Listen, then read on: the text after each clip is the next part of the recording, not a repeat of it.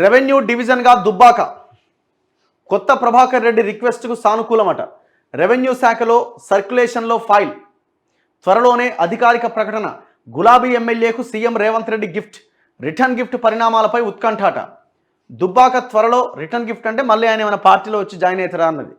దుబ్బాక త్వరలో రెవెన్యూ డివిజన్గా మారబోతున్నది. గత వారం సీఎం రేవంత్ రెడ్డిని ఎమ్మెల్యే కొత్త ప్రభాకర్ రెడ్డి కలిశారు. దుబ్బాకను రెవెన్యూ డివిజన్ కేంద్రంగా చేయాలని రిక్వెస్ట్ చేశారు.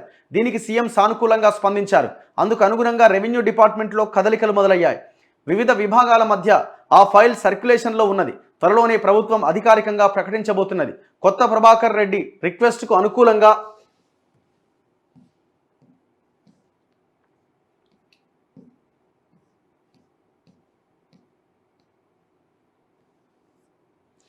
నిర్ణయం తీసుకోవడంతో ఇకపైన రాజకీయంగా రిటర్న్ గిఫ్ట్గా ఎలాంటి పరిణామం చోటు చేసుకుంటున్నదన్నది కీలకంగా మారింది. చిరకాల డిమాండ్, దుబ్బాకను రెవెన్యూ డివిజన్గా ప్రకటించాలని ఆ ప్రాంత ప్రజలు చాలా కాలంగా డిమాండ్ చేస్తున్నారు. జిల్లాల పునర్విభజన సమయంలో రెవెన్యూ డివిజన్గా ప్రకటించాలని దివంగత మాజీ ఎమ్మెల్యే రామలింగారెడ్డి తీవ్రంగా ప్రయత్నించారు. ఆ తర్వాత మాజీ ఎమ్మెల్యే రఘునందన్ రావు కూడా రెవెన్యూ డివిజన్ ఏర్పాటు కోసం అప్పటి ప్రభుత్వంపై పోరాటం చేసినా ప్రయోజనం లేకుండా పోయింది. అయితే మొన్నటి అసెంబ్లీ ఎన్నికల్లో బీఆర్ఎస్ నుంచి పోటీ చేసిన కొత్త ప్రభాకర్ రెడ్డి ఇదే అంశాన్ని ప్రధానంగా తన ఎన్నికల ప్రచారంలో ప్రస్తావించారు.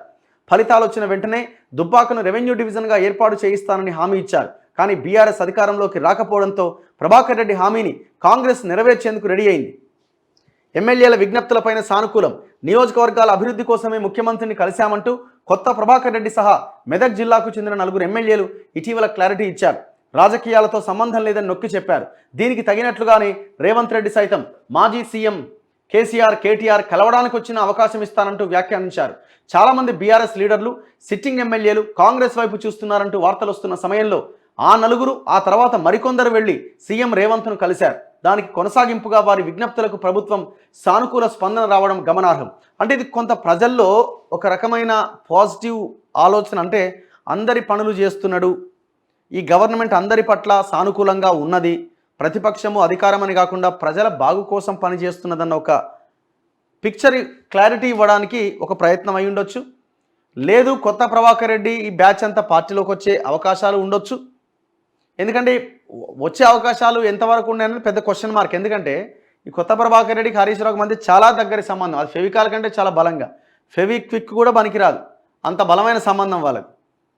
సో వ్యాపార సంబంధాలు ఉన్నాయి. సో ఇట్లాంటి పరిస్థితుల్లో పార్టీలోకి వస్తాడని కాదు, కానీ ఒక పాజిటివ్ లైన్ ప్రజల్లోకి వెళ్ళడానికి ముఖ్యమంత్రి ప్రయత్నం అయి ఉండొచ్చు. సో ఎవరు వచ్చినా కలుస్తా, ఎవరి సమస్యలైనా పరిష్కరిస్తా, నాకు ప్రజలు తప్ప పార్టీ లీడర్లు, పార్టీలు ఈ అంశం కాదు అన్న ఒక ఆలోచన అయి ఉండొచ్చు.